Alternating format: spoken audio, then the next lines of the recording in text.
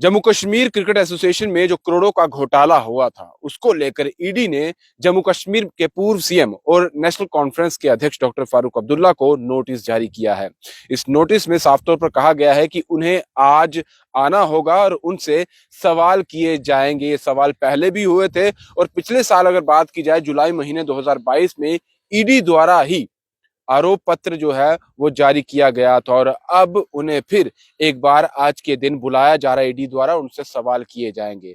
आपको याद होगा कि बीसीसीआई द्वारा 113 करोड़ रुपए जम्मू कश्मीर क्रिकेट एसोसिएशन को दिए गए थे और ये इसीलिए दिए गए थे ताकि यहाँ पर खिलाड़ियों को प्रोत्साहन मिले, जो यहाँ की डेवलपमेंट करनी है क्रिकेट को लेकर, उसके लिए पैसा दिया गया था और क्रिकेट एसोसिएशन जो है इसको सही तरीके से इस्तेमाल करे ताकि यहाँ क्रिकेट जो है और बढ़कर चढ़कर बाहर आए और खिलाड़ी अच्छे से जो है इसमें अपने आप को शामिल कर पाए। लेकिन बाद में ये सामने आया कि इसमें करोड़ों का घोटाला हुआ है। जैसे ही ये करोड़ों का घोटाला सामने आया, पहले तो सीबीआई हरकत में आई। सीबीआई ने पूरे तरीके से इस पर अपना शिकंजा कसा और जो जो लोग इसमें संलिप्त थे, जो जो घोटाले में जिनके नाम सामने आए थे, उनके खिलाफ जो है कार्रवाई की गई।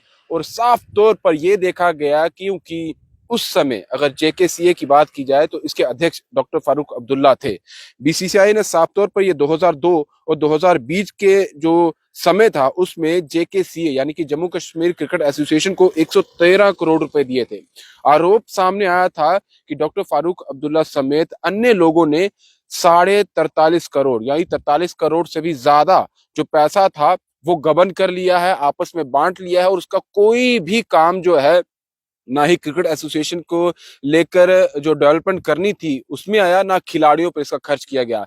यानी कि जो 43 करोड़ से ज्यादा पैसा था वो बहुत सारे लोगों ने और इंक्लूडिंग डॉक्टर फारूक अब्दुल्ला जो है उन्होंने आपस में बांट लिया, आपस में खर्च कर लिया। और सीबीआई की बात की जाए तो 2015 में जम्मू कश्मीर हाई कोर्ट ने ये जांच जो है सीबीआई को सौंपी थी और उसके बाद बहुत सारी और भी चीजें सामने आई, बहुत सारी चीजें जो है वो क्लियर की गई और ये देखा गया कि आखिर कौन कौन लोग जो है इसमें शामिल हैं।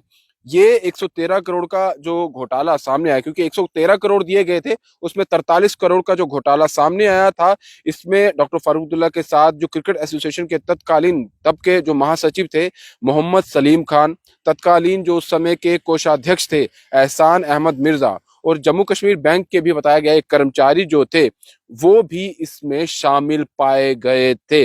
और जम्मू कश्मीर क्रिकेट एसोसिएशन का ये अब तक का सबसे बड़ा घोटाला पाया गया था। इस मामले में ईडी ने 26 जुलाई 2022 को अदालत में आरोप पत्र भी दायर किया था। इसके अलावा इस मामले में फारूक अब्दुल्ला और अन्य जितने भी आरोपी पाए गए थे, लगभग 21.5 करोड़ रुपए जो इनकी संपत्ति थी, जो मूल्य आंकन किया गया था, वो सारी अटैच कर दी गई थी। और doctor Farooq Abdullah Jammu Kashmir cricket association के अध्यक्ष थे। आरोप है कि उनके इसी कार्यकाल के दौरान जेकेसीए के अधिकारियों सहित कई लोगों ने क्रिकेट एसोसिएशन के फंड को अपने निजी बैंक खाते में ट्रांसफर किया था। मामला 2004 से 2009 के बीच का बताया जाता है।